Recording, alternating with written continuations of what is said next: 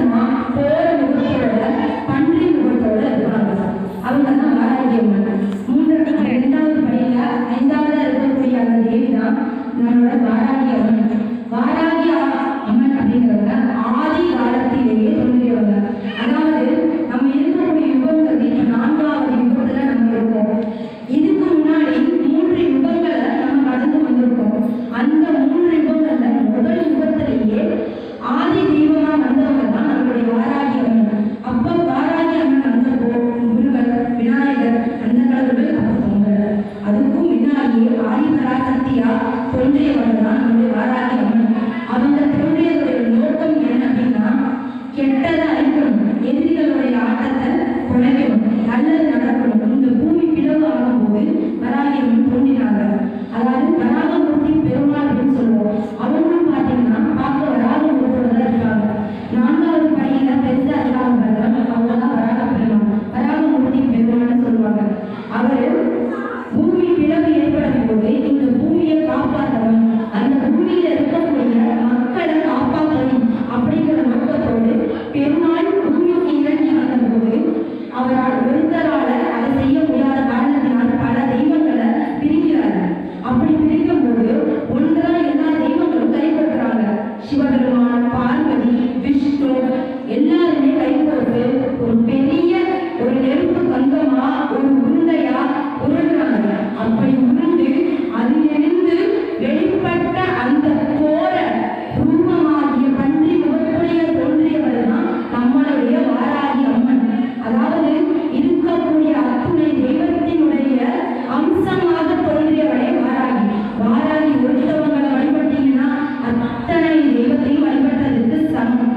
முக்கியமா மாசத்துல வரக்கூடிய 2 பஞ்சமி 15 நாட்கள் தான் வரும். வளர்பிறை பஞ்சமி, தேய்பிறை பஞ்சமியும் வரும். தேய்பிறை பஞ்சமியில நம்மளோட கஷ்டங்கள் குறையணும்னா தேய்பிறை பஞ்சமியில கும்பிடலாம் அம்மாவை.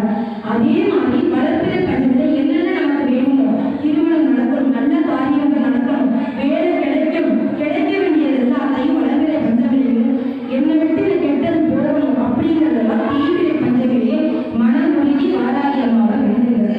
முக்கியமா சொல்லப்போனா நம்ம மிகப்பெரிய புண்ணியம் செஞ்சிருக்கோம் தஞ்சாவூர்ல நம்ம இருக்கிறதுக்கு. ஏன்னா நம்ம வாராகிய நம்ம சோழ மன்னன் முதல்ல நம்மளோட மண்ணுக்கு கொண்டு வந்தார். அதுக்கு பின்னாடி மிகப்பெரிய ஒரு கதை இருக்கு.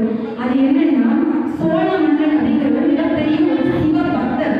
அவர் சிவன் மனமுறை கும்பிடக்கூடியவர். அவர் போகாத சிவ ஆலயங்களும் கிடையாது, அவர் கட்டாத சிவாலயங்களும் கிடையாது.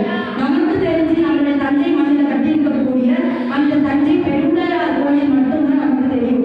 ஆனா நமக்கு தெரியாம எத்தனையோ கோயில்களை சோழ மன்னன் கட்டியிருக்காரு. அத்தனையுமே சிவபெருமானுடைய ஆலயங்கள். ஏன்னா அவர் மிகப்பெரிய சிவ பக்தன்.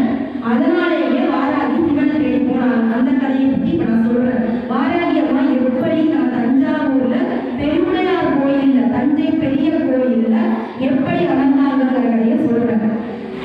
சோழ மன்னன் போருக்கு போவார். மன்னர்கள் அப்படின்னாலே 3 வேந்தர்கள் சொல்லுவோம். சோழர், சேரர், பாண்டியர். இந்த 3 பேரை சொல்லும்போது எல்லாருக்கும் அதிகமா தெரிய வந்தது யாருன்னா சோழ மன்னன் தான். ஏன் அப்படின்னா அவர் தான் கடல் கடந்து பல நாடுகள் கடந்து பயணிச்சு அந்த இடத்திலையும் ஆட்சி செஞ்சவர் தான் நம்ம சொல்றது. இந்த அளவுக்கு சேரரோ பாண்டியரோ பண்ண முடியாது. அதுக்கு காரணம் அவருடைய வாராகி தான். சோழ மன்னனுக்கு பின்னாடி ஒழிஞ்சிருக்கக்கூடிய தெய்வம் யாருன்னா வாராகி. அவரால் மட்டுமே சோழ மன்னன் புகழப்பட்டான், போற்றப்பட்டான். பெரிய அளவில் சோழ மன்னன் நடத்துக்கு பின்னாடி இருந்த தெய்வம் நம்மளுடைய தாய் அம்மா வாராகி தான். வாராகி அதே மாதிரி சோழ மன்னன் ஒரு நாள் பெரிய தவத்துல தியானத்துல இருந்தார். யாரை நோக்கி அப்படின்னாக்க சிவபெருமானை நோக்கி. கேரளா பக்கம் இருக்கக்கூடிய